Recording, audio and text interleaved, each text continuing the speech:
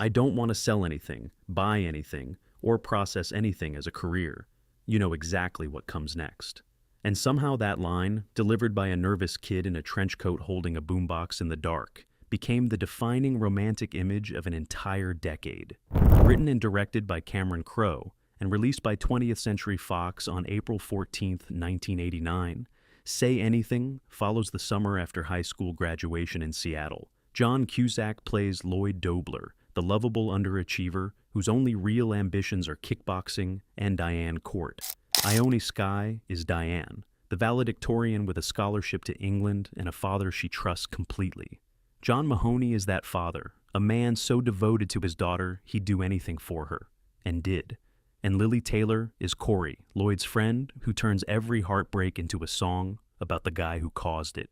But what started as a first-time director's quiet little teen romance turned into the film that Entertainment Weekly named the greatest modern movie romance ever made, and a cultural touchstone that people are still watching, still quoting, and still holding boomboxes up for 36 years later.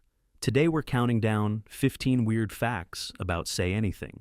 Stick around for number 1, because the actress who played the perfect girl with the perfect father barely knew her own. And that irony is what got her the role in the first place. Now, before we dive in, make sure to hit that like button and subscribe to the channel for more deep dives into the films that shaped your childhood. All right, hold that boombox a little higher. Let's get into it with number 15. Number 15, the real person who wouldn't stop knocking on Cameron Crowe's door. Lloyd Dobler didn't come from a writing room. He came from an actual human being who kept showing up at Cameron Crowe's door while Crowe was trying to write this script and would not go away. Crowe was living in Santa Monica, staring at a blank page, trying to figure out who Lloyd was supposed to be.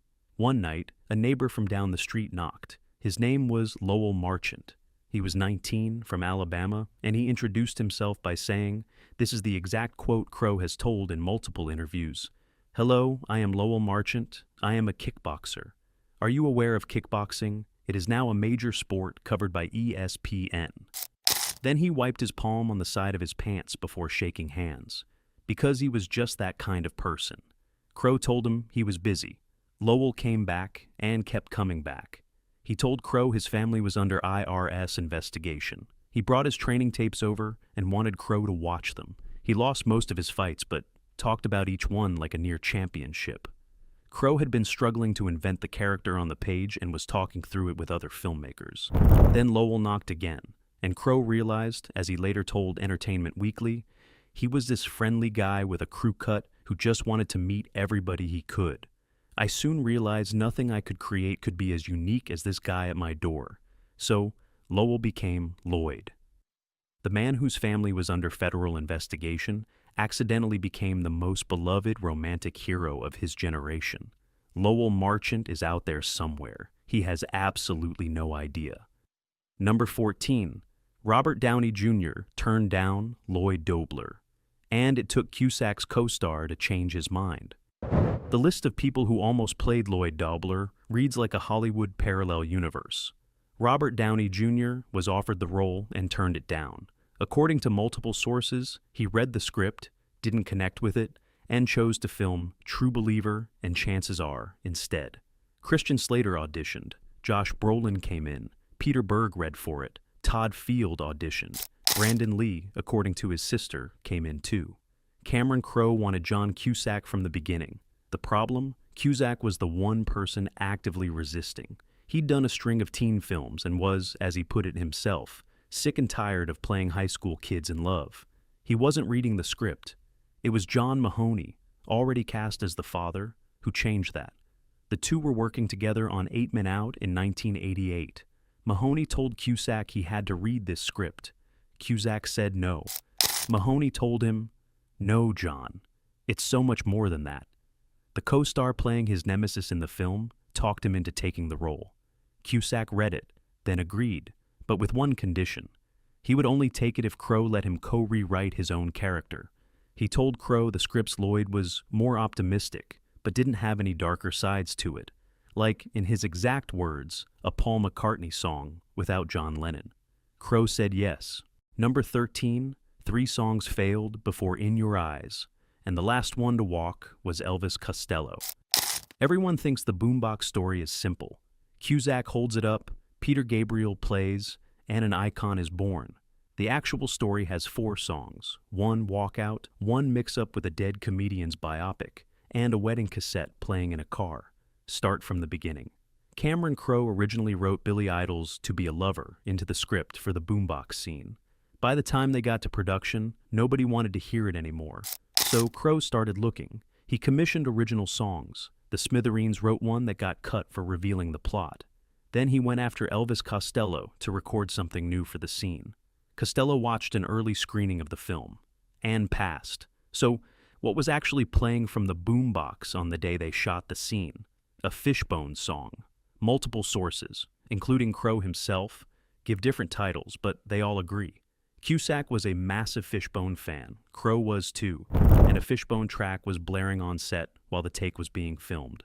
In editing, Crowe realized Fishbone wasn't landing the right emotion. Then he was driving to the editing room one morning, a cassette playing in his car, a tape from his own 1986 wedding to Heart guitarist Nancy Wilson, came to In Your Eyes by Peter Gabriel. Crowe told Cinema Blend, "I'm listening to it on the way to work, and the songs and lyrics are fitting perfectly.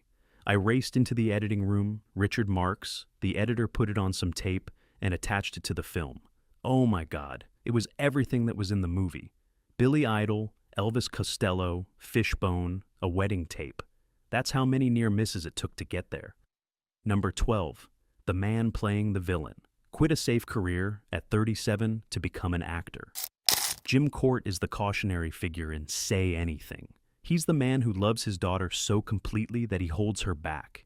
He's the embodiment of playing it safe, of keeping everything controlled, of choosing security over honesty. And it destroys him. The irony that Cameron Crowe probably didn't plan. The actor playing that man had done the exact opposite with his own life. John Mahoney didn't start acting until he was 37 years old. Before that, he was a magazine editor in Chicago. Steady work, respectable career, completely safe, and quietly miserable. He told NPR's Fresh Air in an interview recorded shortly before his death, "It wasn't anything where you go home every night and bang your head against a wall and say, 'Oh my God, I'm so unhappy.' It was just an insidious thing. It wasn't until I started to do my new job, which was acting, that I looked back and realized the absolute depth of my depression while I was doing the editorial work." He quit, started taking acting classes in Chicago, was soon invited to join the Steppenwolf Theater Company by actor John Malkovich personally. Within a decade, he had a Tony Award for The House of Blue Leaves. By 1989, he was playing Jim Court in Say Anything, a character who represents everything Mahoney had refused to be. The Baltimore Sun interviewed him in 1996. He said that 8 times out of 10, when fans brought him something to sign, it was Say Anything. Not Frasier, not Moonstruck, not Tin Men. The film where he played the man too afraid to be honest was the one that followed him everywhere. He passed away in February 2018 at 77. The man who played the cautious father, who got everything wrong, had, in his real life, made the riskiest call imaginable, and got everything right. Number 11. The Smithereens wrote the perfect boombox song, refused to change a word, and hit the top 40. Anyway, before the Elvis Costello pursuit, before the Fishbone fallback, Crowe had actually commissioned original bands to write a custom theme for the scene. One of those bands was the Smithereens, the New Jersey power pop group. Frontman Pat Denizio received the full screenplay and a rough VHS of the film in progress. He studied the dialogue carefully, absorbed the emotional beats, and wrote a song built directly around the story's DNA. He called it A Girl Like You. He later wrote on the band's official website that he interpreted the best bits of dialogue between the main characters and told the story of the movie lyrically, but I was careful to write a set of lyrics that stood on their own. Crowe loved the song. The problem was that it was too on the nose. The lyrics essentially summarized the plot. If Lloyd held up a boombox playing a song that narratively described the exact film you were watching, something broke. Crowe asked Denizio to change the lyrics so they'd work more independently. Denizio read the room, thought about it, and refused. He kept them exactly as written, so Crowe moved on. A Girl Like You ended up on the Smithereens' 1989 album 11, became one of their biggest hits, and reached the top 40 in the US. A song written as a work for hire for a specific movie scene it never appeared in became one of the defining recordings of the band's career. Pat Denizio passed away in December 2017. The song is still out there, a ghost soundtrack to a version of Say Anything that almost happened. Number 10. The producer was simultaneously launching The Simpsons. Same year, same studio. Cameron Crowe did not walk in to Say Anything as its director. He walked in as its writer and handed the screenplay to Lawrence Kasdan, the writer of The Empire Strikes Back and Raiders of the Lost Ark, director of The Big Chill and Body Heat. Kasdan was originally attached to direct. At some point he stepped aside, and Crowe, who had never directed a feature film in his life, was handed the chair. The man who mentored him through it was executive producer James L. Brooks. 3 Oscar wins. Creator of The Mary Tyler Moore Show and Taxi. The kind of Hollywood figure who makes a first-time director feel like maybe this is survivable. But here's the part that tends to get lost. While Brooks was shepherding Say Anything into existence in 1989, he was doing something else at the exact same studio, Fox, through his Gracie Films company. He had hired a cartoonist named Matt Groening to create animated shorts for The Tracy Ullman Show. Those shorts had just been greenlit as a full half-hour series. That series premiered on Fox in December 1989, 8 months after Say Anything opened in theaters. The show was The Simpsons. James L. Brooks produced Say Anything and launched The Simpsons in the same calendar year through the same production company at the same network. A first-time director's quiet love story and the longest-running primetime scripted series in television history, born from the same desk, the same year, by the same man. Number 9. 3 future Oscar contenders auditioned for Diane. Casting Diane Court wasn't clean. Cameron Crowe saw a lot of actresses. The list of who came close is legitimately startling. Jennifer Connelly was, by Crowe's own words, the runner-up. He told Entertainment Weekly she was brilliant and had depth and languages the role demanded. Elizabeth Shue came in and delivered what Crowe called an amazing version of the graduation speech. Julia Roberts, fresh off Mystic Pizza, which she'd filmed alongside Lily Taylor, who ended up in Say Anything, was considered for the supporting role of DC, one of Lloyd's friends. Here's the one that makes it strange. Jennifer Connelly turned down an audition for Heathers, specifically to read for this role. She passed on one of the sharpest, darkest teen comedies ever made, came in, gave a brilliant audition, and didn't get the part. Winona Ryder got Heathers. Ione Skye got Say Anything. Jennifer Connelly kept working and won an Academy Award for A Beautiful Mind in 2002. So she ended up fine. But she passed on a classic to chase a role that went to someone else. Why Skye? Crowe kept returning to one thing. He'd seen her in River's Edge, a 1986 film where she played a teenager in a genuinely disturbing situation, with a stillness most actors her age couldn't access. There was something haunting about Ione, he said. He had a gut instinct and he followed it. Number 8. The woman playing the Golden Girl was quietly going through something that would have broken most people. Ione Skye looked like composure itself as Diane Court, luminous, self-possessed, the kind of girl you'd hold a boombox up in the cold for. Here's what was actually happening in her life while she filmed those scenes in 1988. Skye had been in a relationship with Red Hot Chili Peppers frontman Anthony Kiedis since she was 16 and he was 24. By the time cameras rolled on Say Anything, Kiedis was deep into his struggle with addiction. In her 2025 memoir, Say Everything, Skye describes driving through Los Angeles late at night looking for him, checking his usual spots, stopping outside his dealer's apartment building. When he was home, she had anxiety attacks in the middle of the night. Then, in June 1988, right in the middle of production, Kiedis' closest friend and RHCP bandmate Hillel Slovak died at 26 from an accidental overdose. Skye was the one who had to deliver the news to Kiedis. She was 17 years old. She later told Fox News Digital that making Say Anything was one of my saviors during that period. When I was working, I would fall out and be happy again. I think that's how I coped with it. None of it shows on screen. The girl who appears to have everything figured out was, in real life, a teenager keeping it together by sheer force. Number 7. The studio had no faith in the film until 2 critics saved it. Say Anything opened on April 14th, 1989. The studio, according to multiple sources including Cameron Crowe himself, had very little faith in the movie.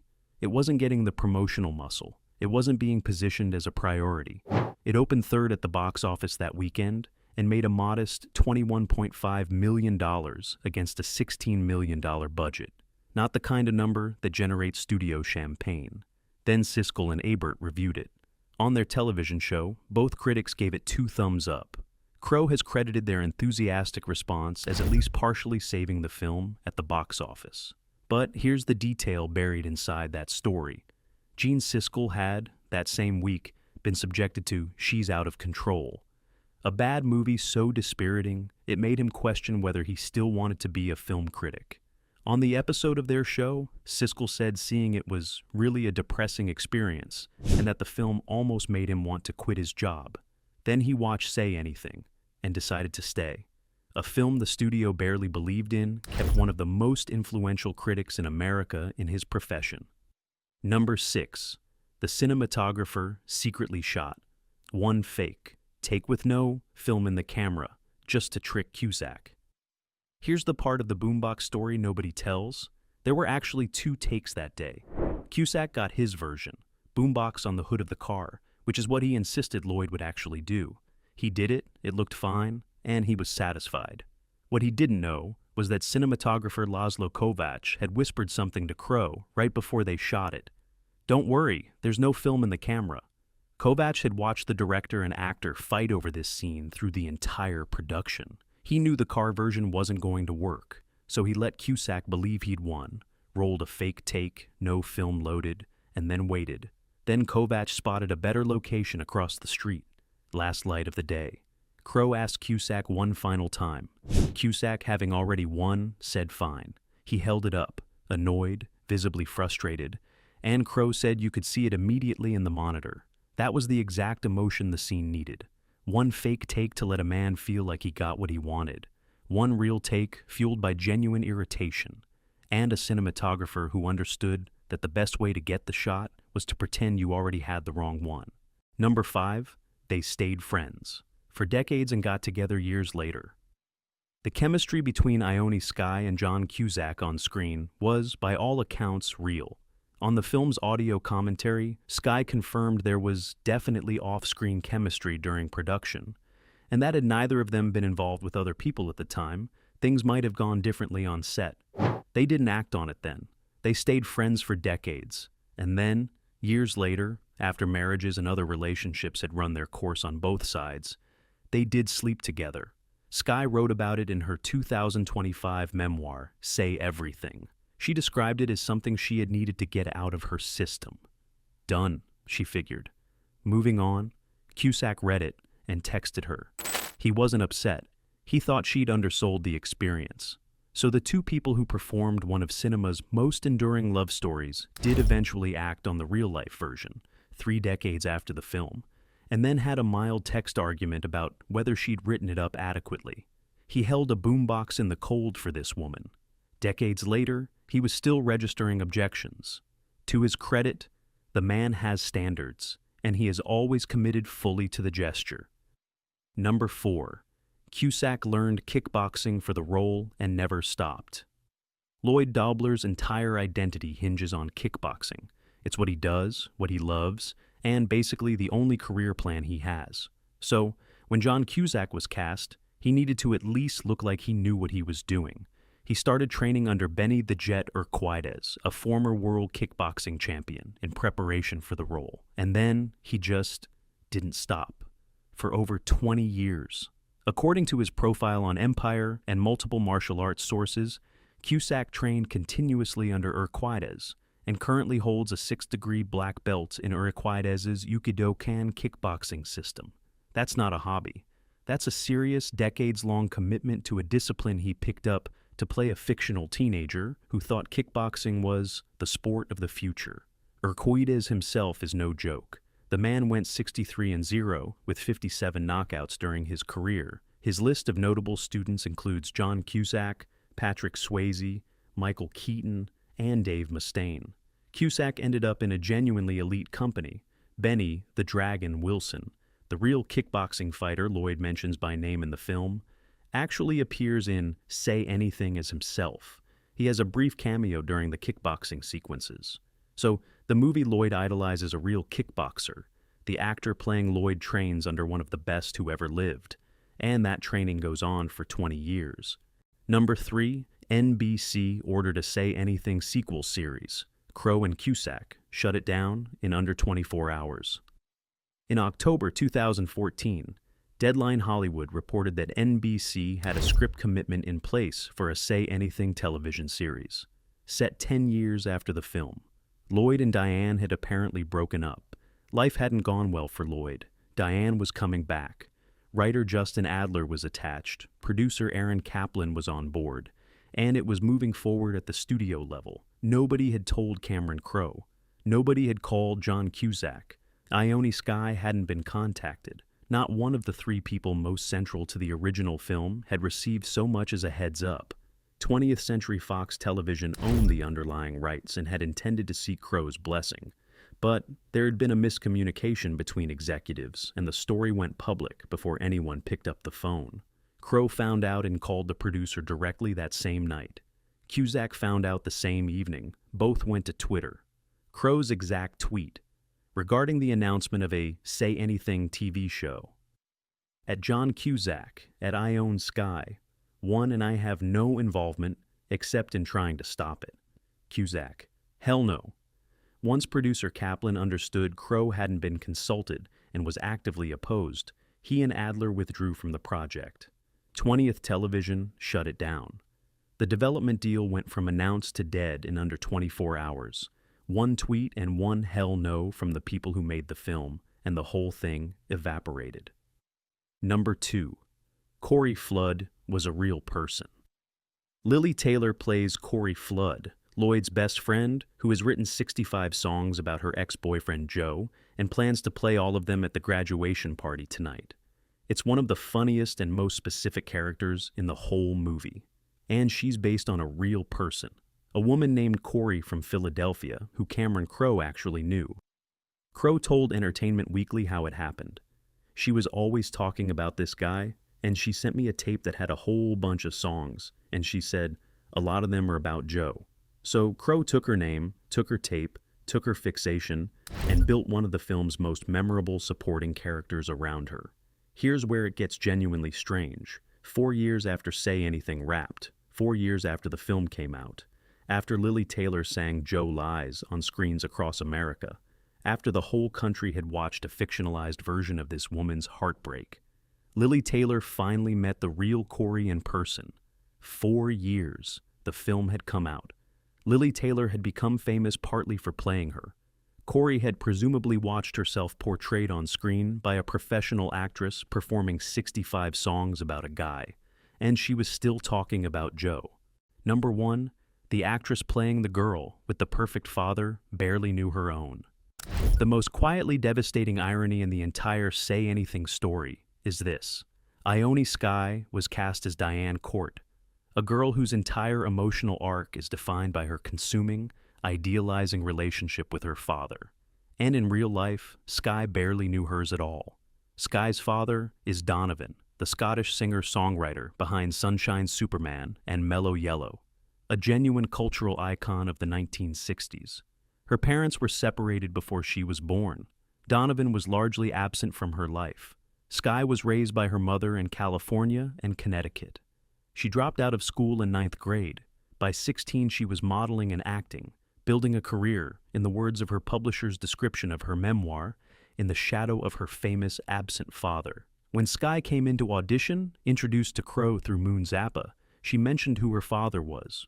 Crowe, the former Rolling Stone journalist who'd spent his teenage years getting backstage access to rock legends, felt an immediate personal connection. Skye said it plainly in an interview. I think my father being Donovan was a plus because Cameron loves music, as we all know. It wasn't the only reason she got the part. Crowe pushed her hard through multiple audition rounds, telling her at the end, you just have to go for this, just go for the great. But it opened the door. So, the actress chosen to play a girl learning the painful truth about a father she'd idealized was, in her real life, a girl who never had the chance to idealize one in the first place. She played Diane's devastation from somewhere real and somewhere close. Crowe sensed that depth before she'd spoken a word. That's what was haunting about Ione. And it's why the film lands the way it does, 36 years later, every single time. And there it is, 15 weird facts about Say Anything. Which facts surprised you most? Let us know in the comments below, and hit that subscribe button so you don't miss the next one. Until next time.